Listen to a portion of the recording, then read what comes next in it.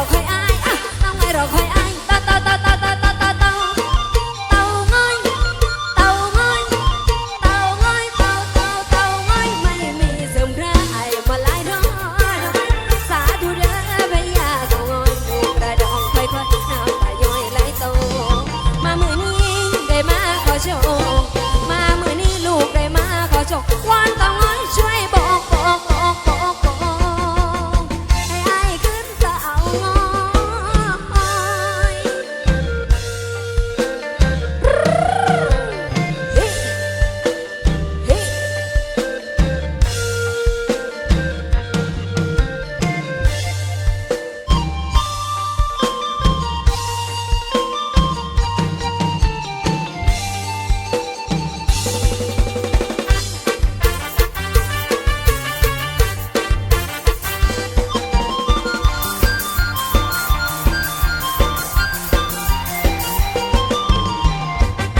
ส่งมาใจงามเด็กเขาผู้มาปฏิหารย์พระแดงนางอายปงบางทีนี่ตำนานบังไฟช่วยดลใจอายคิดฮอดคนพอสาวเต่าง้อยสายตาอายบ่จำสัญญาวางปล่อยแม่ความหวังทางหลงลมลอยแม่ความหวังทางหลงลมลอยควันเต่าง้อยอ้อยใจให้อายขึ้นบ้านเฮา สาวต้องไว้รอคอยอายต้องไว้รอคอยอายต้องไว้รอคอยอายเต่าเต่าเต่าเต่าเต่าเต่าเต่าเต่าเต่าง้อยเต่าง้อยเต่าง้อยเต่าเต่าเต่าง้อยไม่มีเสื่อมคลายมาหลายดอกสาธุเด้อพญาเต่าง้อยลูกกระดองค่อยๆน้ำตาย้อยไหลโตมามื้อนี้ได้มาขอโชคมามื้อนี้ลูกได้มาขอโชควานเต่าง้อยช่วยบอกให้อายขึ้นเต่าง้อ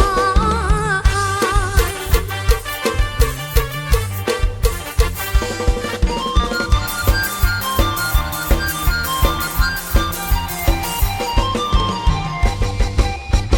เอาอย่าหยุดอย่าหยุดปูนี่พี่ปิ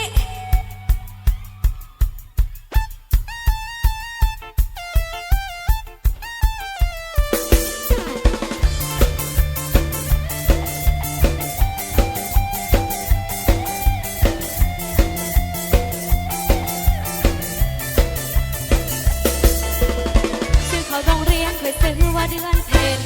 แต่ว่าซื้อเล่นหมูเอิญว่ากะปียี่แม่ตั้งหายาก็ดำคิมเมได้กะเย็นดีแล้วพุ่นจ่าเมื่อนี้พ่อก็ขอลาไปงานแต่งกันเลยต้องแจ้งให้อยู่เรียนอยู่สอนจะแม่นดีใจพี่แสนสอนเมื่อนี้สิคอนกะตาลงทงว่าสิไปหาก้นปูอยู่ภาคคู่ฟ้าเอามาปนให้อายได้กินน้ำกันปนไปดีๆทำไมถึงเป็นอย่างนั้นอายจะมาซอยปีแน่ปูนี่ปีเจ็บละปูนี่ปีเกือบจะมาเอาอีปีแน่อันสิเกิดใจตายยังบอกปูนี่ปีเจ็บละปูนี่ปีเกือบจะมาเอาอีปีแน่อันสิเกิดใจตายยังบอกปูนี่ปี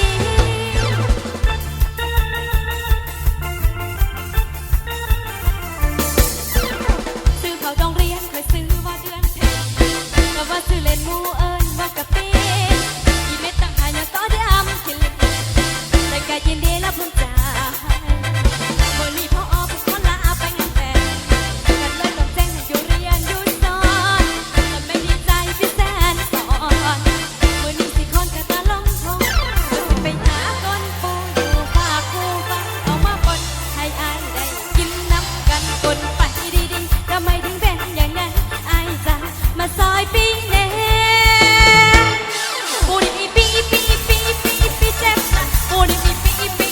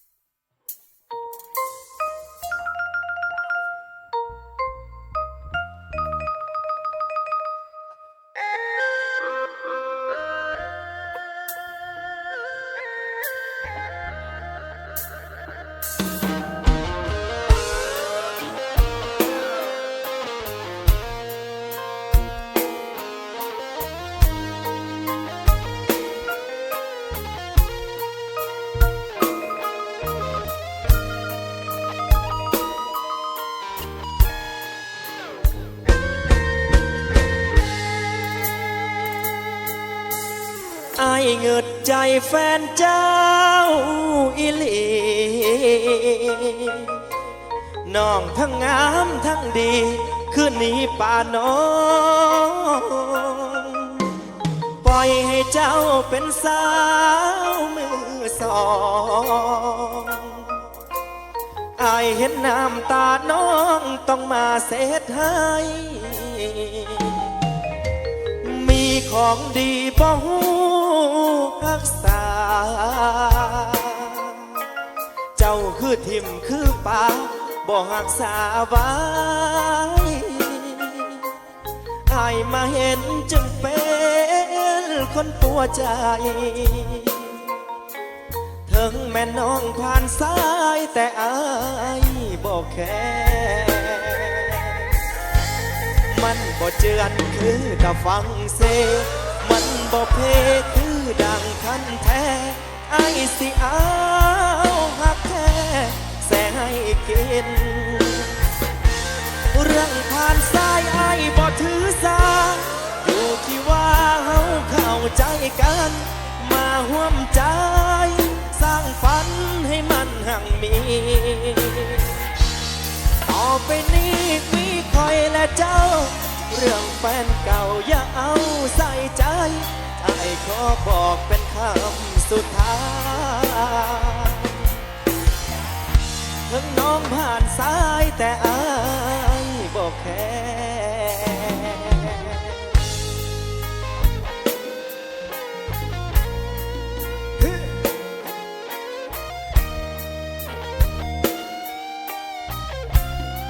จัดให้เรื่องผู้บ่าวเด้อขอมาเต็มหัวคำเลย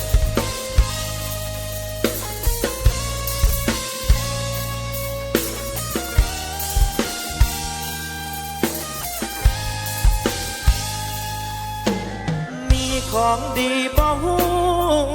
รักษาเจ้าคือทิมคือป่าบ่รักษาไว้อายมาเห็นจึงเป็นคนปวดใจถึงแม่น้องผ่านสายแต่อายบอกแค่มันบ่เจือนคือตะฟังเซมันบ่เพคือดังคันแท้อายสิเอาพักแท้แส่ให้กินเรื่องผ่านสายอายบ่ถือสาอยู่ที่ว่าเฮาเข้าใจกันมาห่วมใจสร้างฝันให้มันหั่งมีต่อไปนี้มีคอยและเจ้าเรื่องแฟนเก่าอย่าเอาใส่ใจอายขอบอกเป็นคำสุดท้ายทั้งน้องผ่านสายแต่อายบอกแค่เป็นแม่ห้างกะยาทำแม่อายบ่ได้แค่อดีตของน้องขอบใจเด้อมาไล่น้ำใจปัตยาให้เพื่อนเด้อจานเด้อหน่อยเด้อ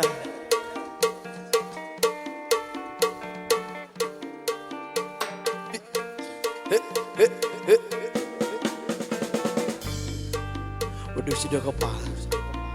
ฉันเจอนกตัวหนึ่งมันถามฉันว่าจะไปไหนฉันเลยตอบจะไปให้ไกลไกลเกินกว่าที่ฉันเคยไปโอ้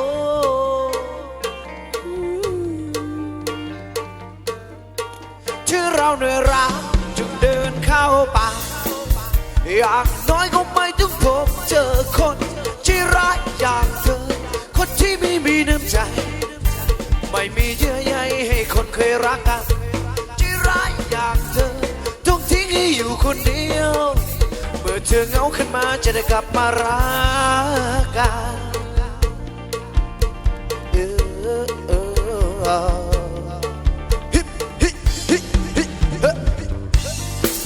คุณดูสิเดินเข้าป่าฉันเจอเสือตัวใหญ่ถามฉันว่ากลัวบ้างไหมฉันเลยตอบว่าไม่เท่าไรยังดีกว่าค คนไร้หัวใจโอ้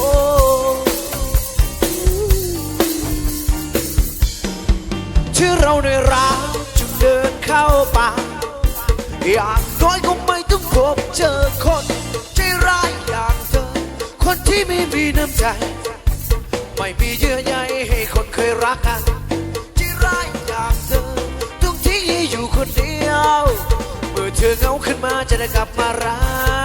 กกันจุ๊จุ๊จุ๊ฮิปฮิปฮิปฮิปฮิปฮิป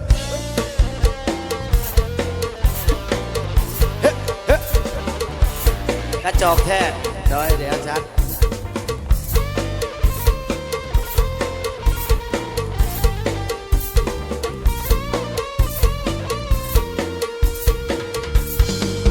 ที่เราได้รักจึงเดินเข้าป่าอย่างน้อยก็ไม่ต้องพบเจอคนที่ร้ายอย่างเธอคนที่ไม่มีน้ำใจไม่มีเยื่อใยให้คนเคยรักกันที่ร้ายอย่างเธอทุกทิ้งให้อยู่คนเดียวเมื่อเธอเหงาขึ้นมาจะได้กลับมารักกัน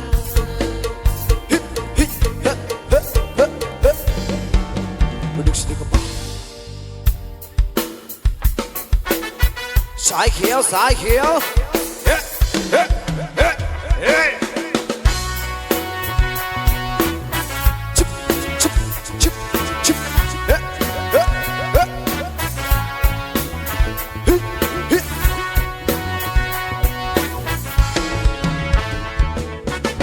นี่รู้สึกว่าผมเริ่มตั้งแต่คนที่ผมละเติมกันแล้วมันไม่พงมันไม่แพงน้อยก็พวกนี้นะมันไม่เคยขึ้นราคาจะเติมกันให้เมาต้องไปเติมที่คณะแต่อยู่มันไม่ดีหรอกเดี๋ยวผมจะโดนจับผมเลยแอบทำวงลับที่นาอาวันทางวงกันทีแล้วก็4-5 คนไอ้มันหอมส่วนสิ้นต้องดีดกันให้หมดใครไม่เมาผมไม่ทิพย์และใครโดนดีดผมไม่ตกเพราะของผมดีใครโดนทีมีสรกปล่อยคุณมาหัวเราะพี่อยากเอาวีมาเติมกันสักทีแล้วมีสงบอากาศสลงแต่ทะเลละมันไม่พงมันไม่แพงอันที่เม็ดแดงอย่าไปลองกันที่2ที่เราก็เพลินไปทั้งวันแต่อยากจะมันมาฟังหนุ่มซอยอากาศตะลุกแต่ตะลีแล้วมันไม่พงมันไม่ไปอันที่เม็ดแดงอย่าไปลองกันที่2ที่เราก็เพลินไปทั้งวันแต่อยากจะมันมาฟังหนุ่มซอยใจย่าเฮ้เฮ้เฮ้ฮิปฮิปฮิปฮิปฮิปฮิปมกหัวจ้าขอบใจนะสาววันนี้รู้สึกว่าผมเริ่มเดินต้องเริ่มเดินเซคนแก่ที่เห็นผมได้ลงอายเกเลยที่ผมนั้นเดินเซไม่น่าผมทำไปผมไม่ได้มาขับโวยผมมาขอโบกใครที่ผมนั้นเดินเซผมไม่ได้เมาเหล้าผมนั้นเมาสมุนไพรใครไม่เมาผมไม่ถีบใครโดนดีผมไม่ตกเพราะของผมดีใครโดนทีมีเชรบต่อยคุณมาหัวเราพี่อยากเอาวีมาเติมกันสักทีแล้วมีสงบอากาศสลงกันทะลีแล้วมันไม่พงมันไม่แพงไอ้ที่เม็ดแดงจะไปลองกันที่2ที่เราก็เพลินไปทั้งวันแต่อยากจะมันมาฟังอากาศสลงกันทะลีแล้วมันไม่พงมันไม่แพงไอ้ที่เม็ดแดงจะไปลองกันที่2ที่เราก็เพลินไปทั้งวันแต่อยากจะมันมาฟังหนุ่มซอนใจย่าเฮ้เฮ้เฮ้ฮิปฮิปฮิปฮิปชิชิ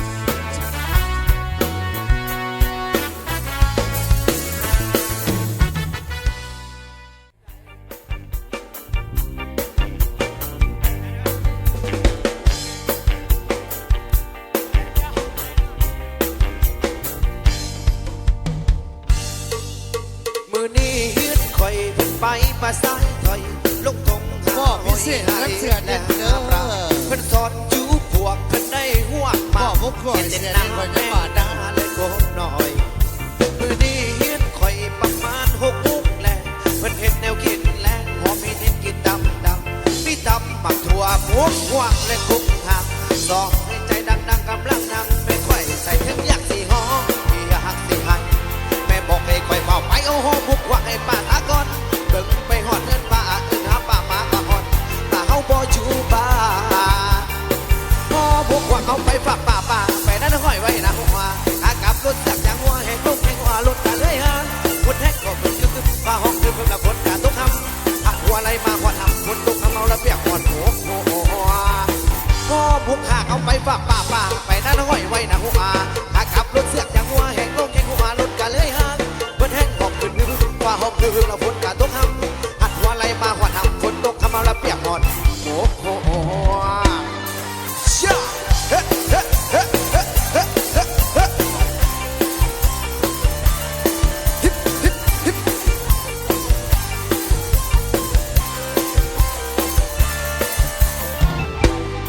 ระยะทา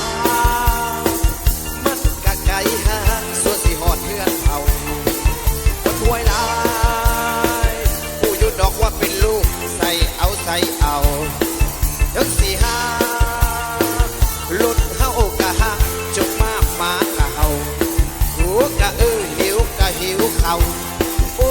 ยฮิปฮิปฮิปฮิปฮิปฮิปละฮิปฮิปฮิปฮิปฮิปฮิปฮิปฮิปพอบุกหักเอาไปฝากป่าไปนั่นห้อยไว้หน้าหัวขากลับรถเสือกจากหัวแหงลูกแข่งหัวลงกันเลยฮะเบิดแห้งหอมขึ้นให้เบิดว่าหอมขึ้นละฝนการตกห้ำอัดหัวในมาหัวทำฝนตกทำเอาละเปียกอ่อน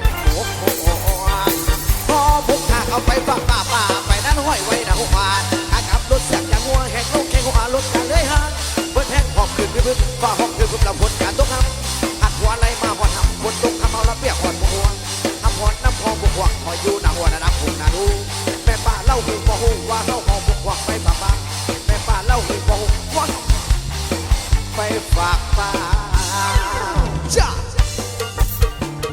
เฮ็ดเฮ็ดเฮ็ดเฮ็ด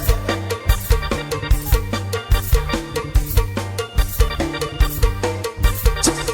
ฮิฮิฮิฮิ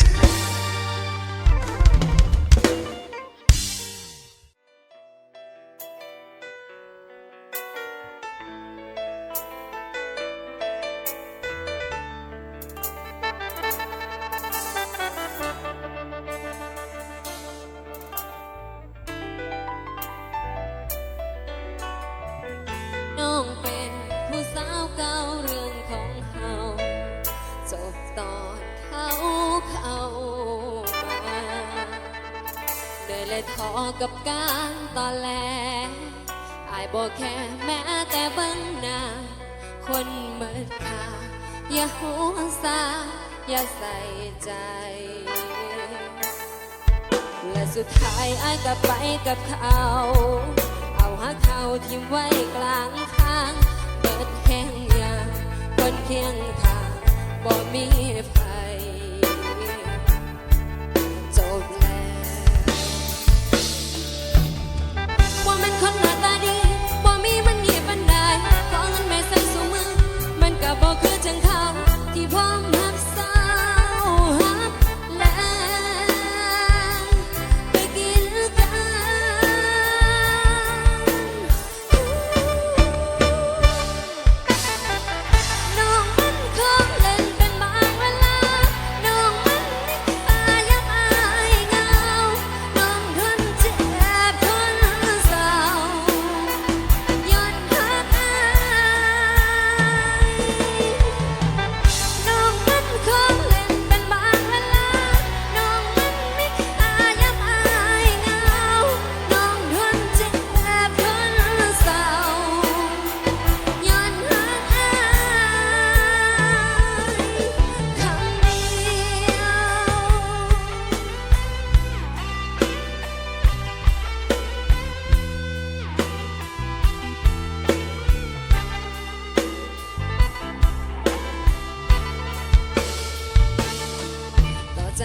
มันบ่มีอีกแล้วไอ้คนแซวแถวบ้านเขาเสียสางคงที่ถามว่าไอ้นั้น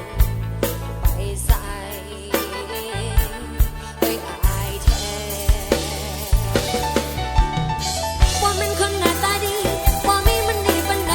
ขอเงินแม่ใส่สูมือมันก็บ่คือจังเขาที่หวังหักสา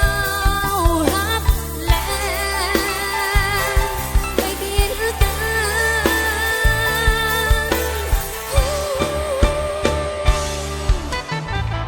น้อง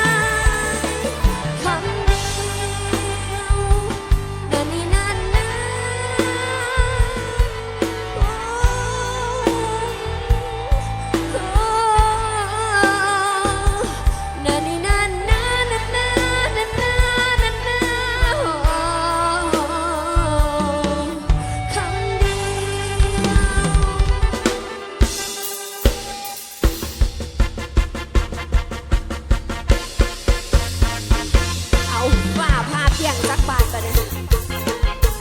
เฮ้ย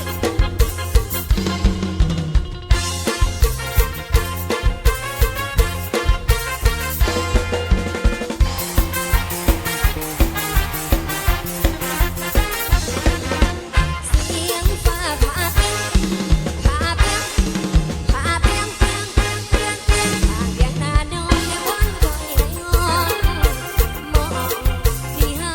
ได้นั่งวันว่าเอาเขาขอสัญญาเป็นภาษารักให้นอนลืมตาพักผ่อนกายาไอ้บอกว่าลอดดอกลาปีนี้น่าสิมาขอแต่งงาน เสียงฟ้าห้องตึ้งห้องตึ้ง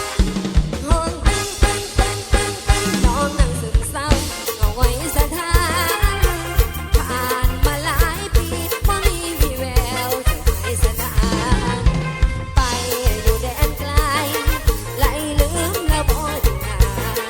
ตัวละออกให้น้องฝันหวานลืมสาวอีสานลืมบ้านเฮาแล้วบ่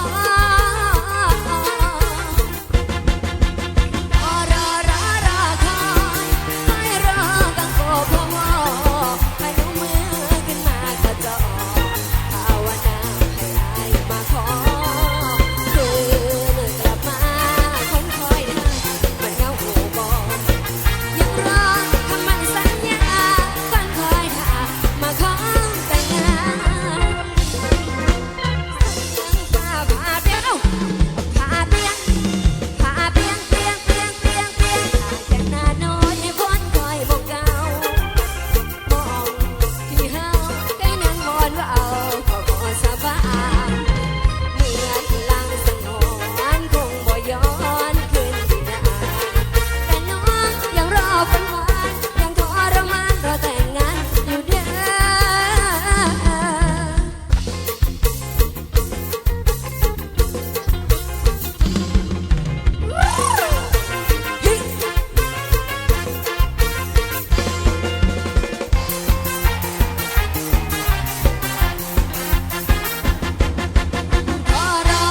รอคอยให้รอกันก็พอให้ลงมือขึ้นมาก็จะออกภาวนาให้อายมาขอคืนกลับมาคนคอยท่าเป็นเงาหูบอกยังรอคำมั่นสัญญาพันคอยท่ามาขอแต่งงานโอ้เสียงฟ้าผ่าเปียงผ่าเปียงพาเปียงเปียงเปียงเปียงเปียงทางเพียงหน้าน้อยคนคอยมองเก่ามองที่เฮาได้นั่งวันว่าเอาเขาขอสาบาน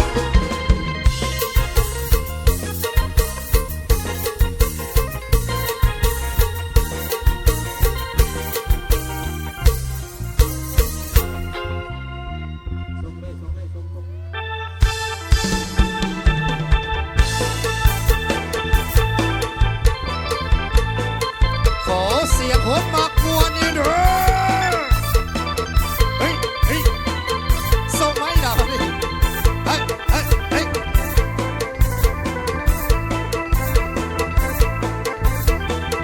ยาวไปยาวไป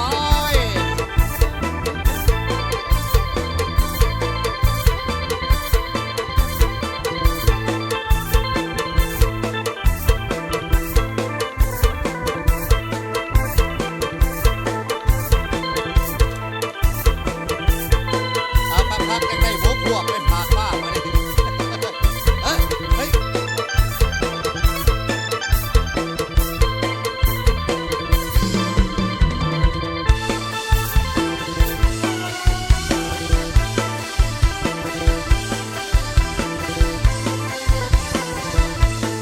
ยาเขาพี่น้องเขาไปยิงกันตายพี่น้องมาพวกกระโจยอดเต็มที่อยู่สถานที่อย่างนี้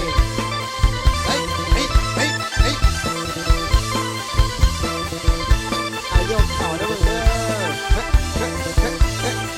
อ่ะ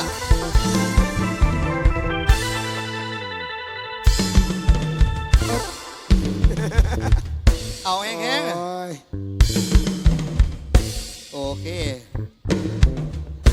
เออ ฝ้าผ้าเปียก เก็บ เจ้าเจ้า เอาเครื่องนึงมาดิเอาเครื่องนึงมาดิ โอ้ โอ้ย เบรกก็มึงก่อนก็เข่ากันดีแต่มาเนี่ย โอ้ย เอาจากบ้านต้องเลิกกับแพงดอเอาพี่น้องเขากับก็สูตัวสูตังคอยสังเดาสังเบียกันคือเก้า เจ้า ดอหากแพงแบ่งปันขอบบุกขอบใจพี่น้องเขาให้การต้อนรับครับสู้ โดย เต็มงานนุ่มสอนไซบอทีมกลางว่างข้างโอ้ย เพราะว่าจะเป็นงานใดเนาะบ่าวน้อง บอกเคยเห็นจ้าเพื่อพี่น้องเขาเนาะให้การต้อนรับครับสู้ปานนี้อาจารย์ โดย เนาะเรียกว่า ได้ดีเหรอมื้อนี้ก็ได้เนาะขอบใจ เจ้า เด้อพี่น้อง เจ้า เด้อสุดโตสุดตัง เออ ไอพี่น้องหลายๆบ้านหลายๆทีมื้อนี้ เป็นได้ เห็น ไหน หน้าเกือบว่าแม่นเบิดสู่บ้านเจ้า บอก พี่น้องโป้นเหลือๆมาแต่เส้นเหียงบุกกะมีเด้ พี่น้องทั้งซีบางเหียง โดย น้ำเด ตามถนนทาง พี่น้องทั้งเก่งโดดทางน้ำเดเนาะ โดย เออ มา โอ้ เบิดที่ทั้ง ไปด้วย แถว ไป ทั้งปากซองเขตตัวนี้ก็ได้เจ้า ไปครับไปเด้ ฮะวัด มา ไห จาก น เด้ปล่อยเป็นอย่างคือ สายหน้าไม้ โขใหญ่แถวนี้เออ วัดไหนไปต่อหรือสิพ่อสำนี มา เจ้า เออ พัทยายังบ่เอาพัท ปัต ยาย า เดี๋ยว เจ้าไหนมาอ่ะ เจ้า โอ้ พัทยาบ่เป็นหยัง ว่าจากใจจริงโสดวนไปครับสิเงอตี้แมนไปใส่ดีใส่สินพี่น้องทั้งแกงโดดใหญ่ ไอ้ มือ โด อื่ น น มืออื่น โอ้ เด้อมืออื่นเด้อพี่ เอ น้อง อ เด้อ ขันบ่ได้ เจ้า สัญญาจิตญาใจสิให้ดีทำมือก มือก อง อง เออ อย่าไปว่าคน เออ อื่น บ่เป็นว่าหยังว่าหยอกมือก่อนซื่อๆเพราะบ้านนักข้องเขาทันหนึ่งเขาประกาศไปได้ว่าบ่ได้มา โดย ก็ได้ว่าขอ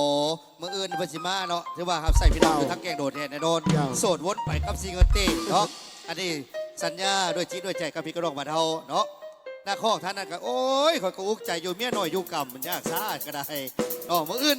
เนาะเพิ่นมาครับใส่เทแน่นอนก็ได้ ขอเสียงผู้สาวทั้งปากซองนี่ด้วยทีโทขอเสียงคนโสด ขอเสียงคนโสด อันเบา โดย อันเพิ่นขอเพลงล่า เฮ้ย ต้องบอกว่าได้นั่น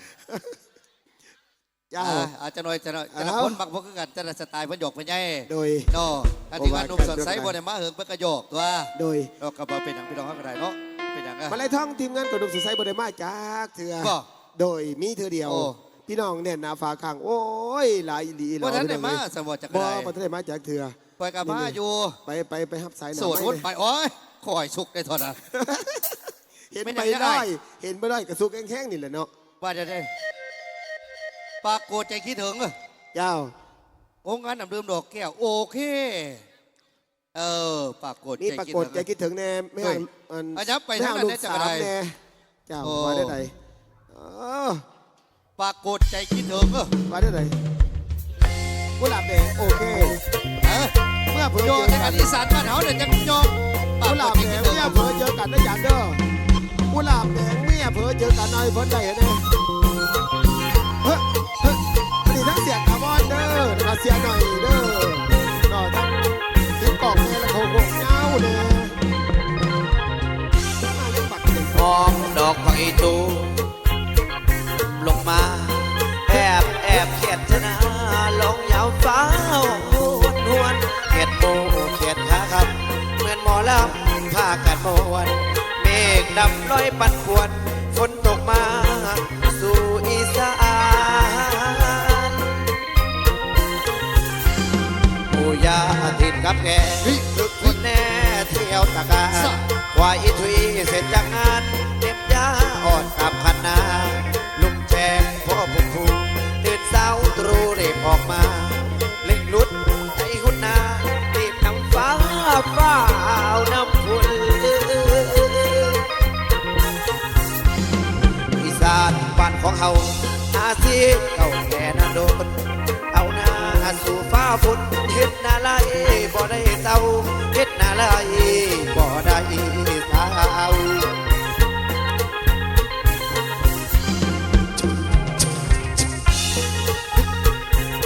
เด้อ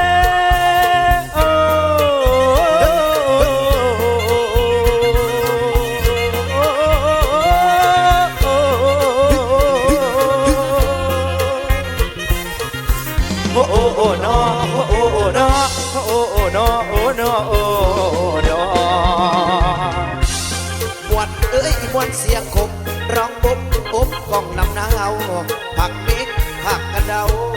กระโดนและผักอี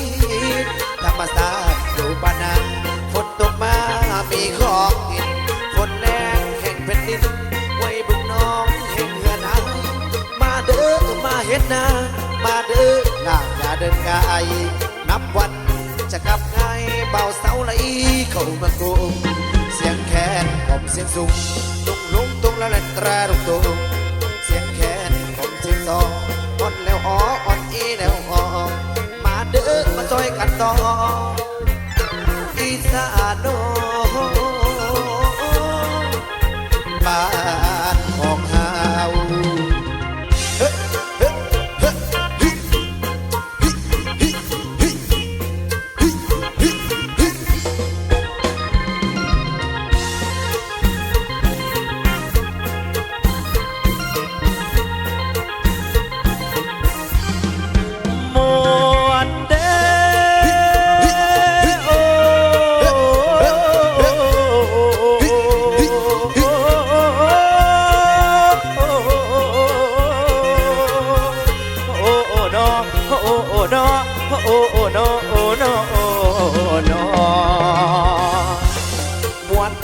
มวนเสียงกบร้องกุ๊บกุ๊บกองลำนาวผักเมฆผักกระเดาผักกระดูนและผักอีธรรมศาสตร์อยู่บ้านนาฝนตกมามีของกินฝนแรงแห่งแผ่นดินไม่บึงน้องแห่งเหือนหายมาเด้อมาเห็นหน้ามาเด้อลาอย่าเดินไกลนับวันจะกลับไงเบาเสาไหลเข้ามากุมเสียงแค่ผมเสียงสูงตุงลุงตุงละลันตราลุงตุงเสียงแค่ผมเสียงทองอ่อนแล้วอ๋ออ่อนอีแล้วอ๋อมาเด้อมาซอยกันต่ออีสานโนบ้านของเฮาเฮ้เฮ้เฮ้ฮิฮิฮิ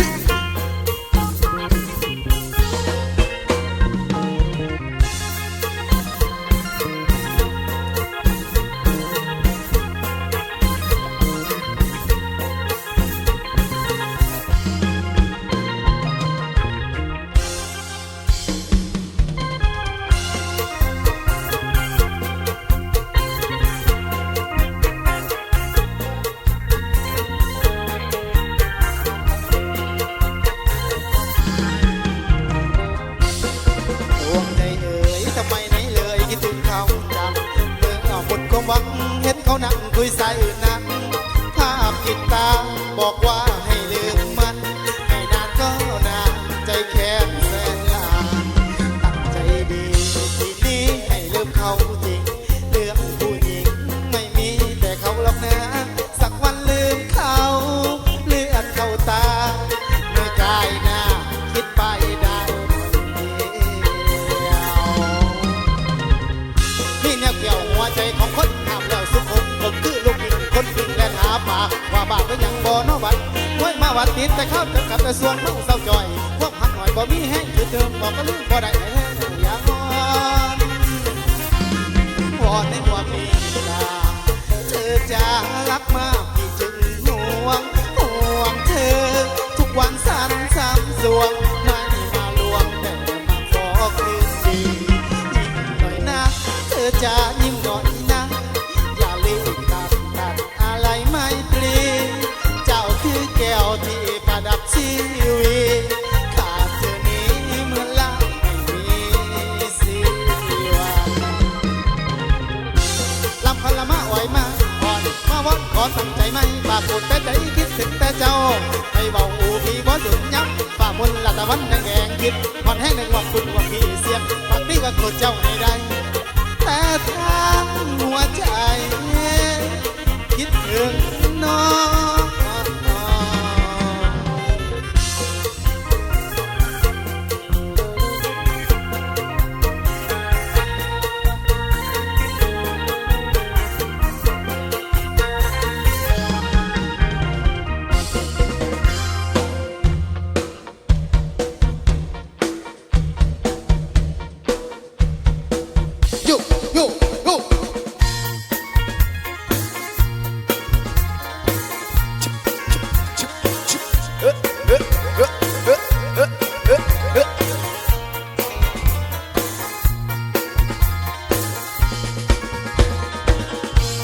Pattaya, Pattaya,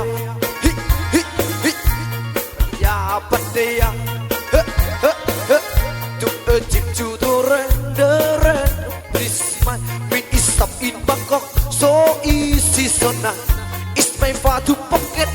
with my money pocket, I go to Pattaya. Yeah, hi. Pattaya, Pattaya. Who in love you mama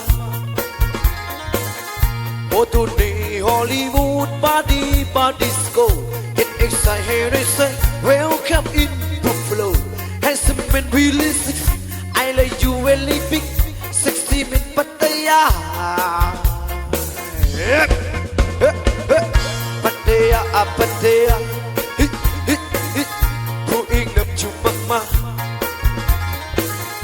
Oh to the Hollywood body disco When excited here they say Welcome in Buffalo It's plenty pocket With my money pocket The night in Pattaya Pattaya, Pattaya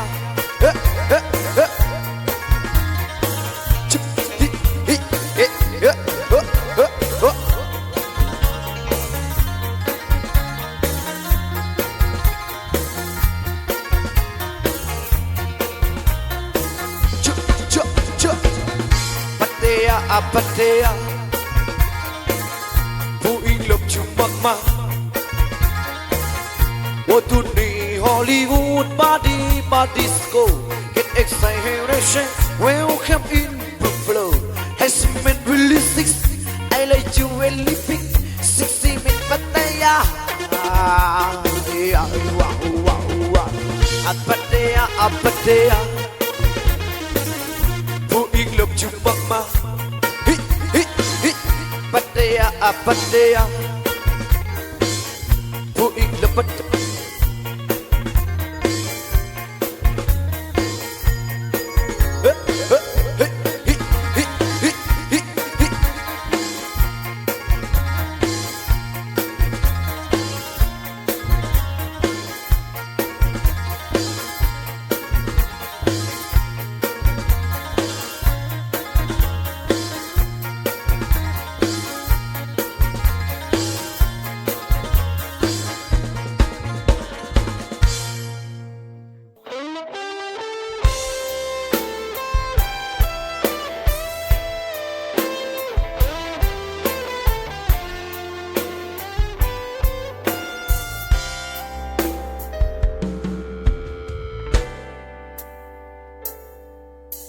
บ่ฮู้ดอกว่าน้องคบต่อผู้ใดน้องบ่สนว่าเคยฮักกับไผดอกนาผูกพันลึกซึ้งน้องเข้าใจน้องเองก็เคยผ่านมาเพียงแต่ว่าน้องบ่แม่นคนจมปักระหว่างเฮาสองที่ฮักกันอยู่ตอนนี้กับฮักที่เคยมีจากวันนั้นเมื่อเขากลับมาน้องผู้ดีวายและนี่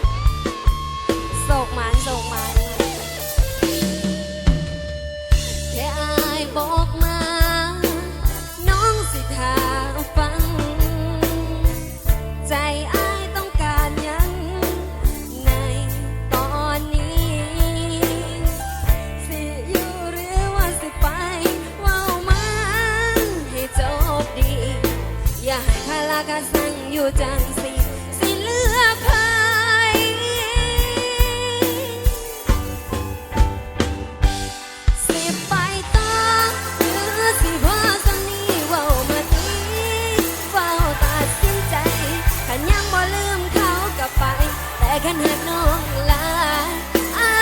ยก็อยู่คันอายยังคิดฮอดเขา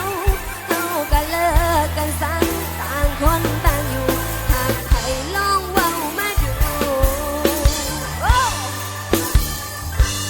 สิไปต่อหรือสิพอสำนีโอ้ยเฝ้าตัดสินใจคันยังบ่ลืมเขาก็ไปแต่คันหาน้องหลายอายก็อยู่คันอายยังคิดฮอดเขาเขาก็เลิกกันซะต่างคนต่างอยู่หากใครลองเว้ามาดูอายสิอยู่หรืออายสิไปหากใครลองเว้ามาถอสิไปต่อหรือพอสำนี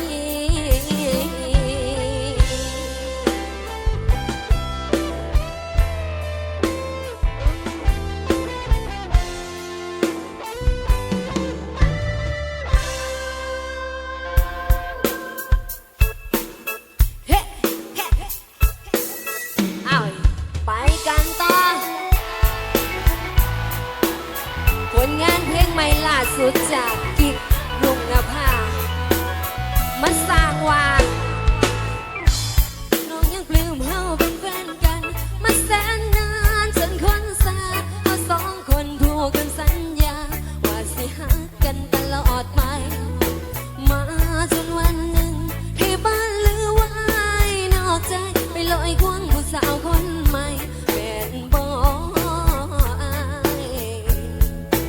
ฟังคำแทงใจอย่าเว้าหลายเฮาเลิกกันซะบ่มีจริงที่คำสัญญาแค่นิทานก่อนนอนมาสร้างว่าให้นอนบ่คนที่เคยหักกันที่พยายามทำดีเพื่อให้ได้เป็นแฟนก็แค่นั้นมาสร้างว่าให้นอนบ่คนที่น้องหักหลายแค่ชีวิตน้อยๆของน้องยังให้ได้เลิกจังได้ล่ะมาสร้างว่าเฮ้เฮ้มา